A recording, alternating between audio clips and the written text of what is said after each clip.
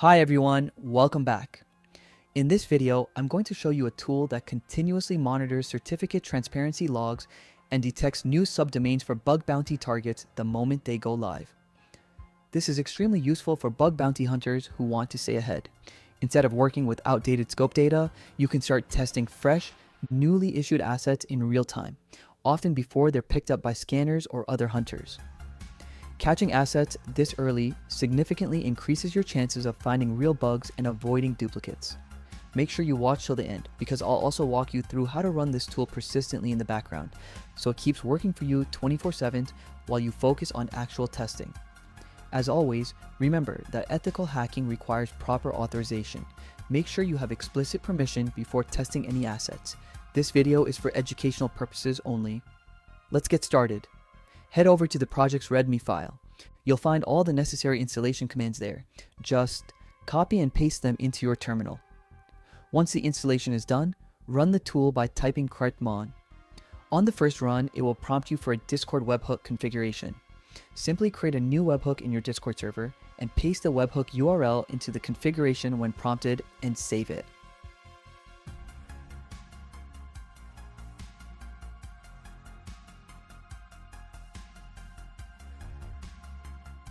Now you're ready to go.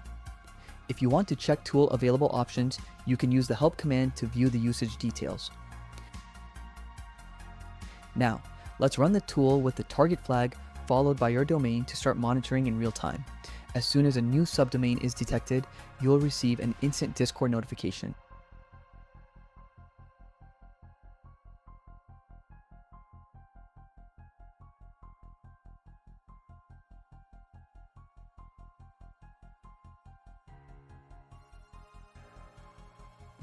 If you prefer not to use flags every time, you can preload your domains directly into the configuration file. For this demo, I'm using these domains only for proof of concept. In real-world targets, you'll need to wait until the organization issues new certificates for fresh subdomains. Now, run the tool now, and you'll start receiving instant alerts in your Discord channel.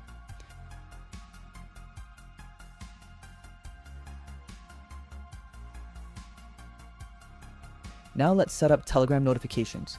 Paste your Telegram bot token and your Telegram user ID into the configuration. Then use the notify flag to specify where you want to receive alerts. As you can see, we're getting real-time subdomains very quickly in our Telegram bot.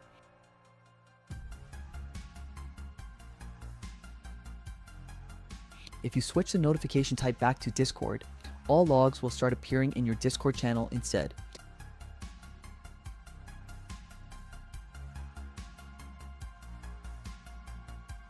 Also, you can type both, and it'll give alert on both platforms simultaneously.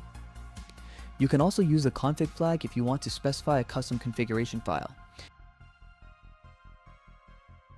And if you want to monitor multiple domains at the same time, just provide a list file using the target flag.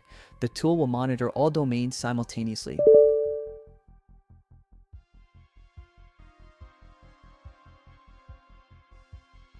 You can see the results coming in.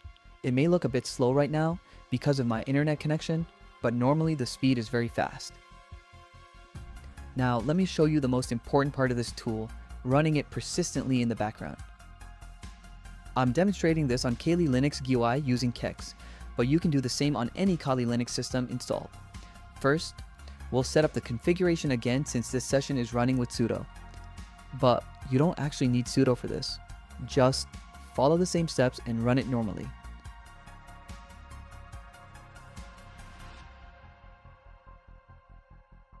As you can see, the tool is working perfectly.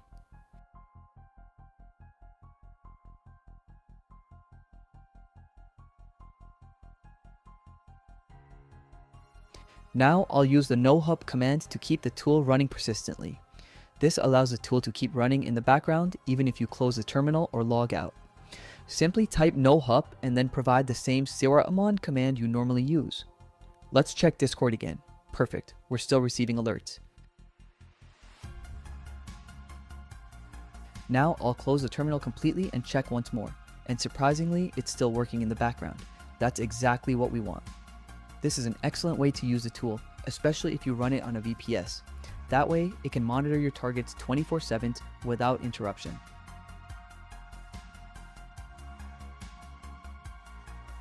If you need to stop the background process, use a tool like btop to find the ecrt-mon task and terminate it.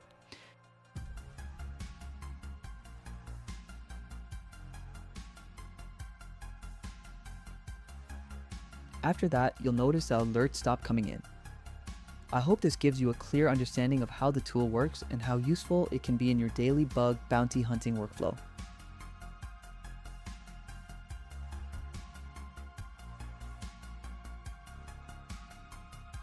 If you face any issues, make sure to check the README file.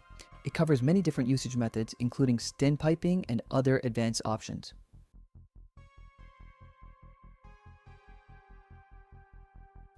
If you want the tool to start automatically after a system reboot, you can use cron jobs.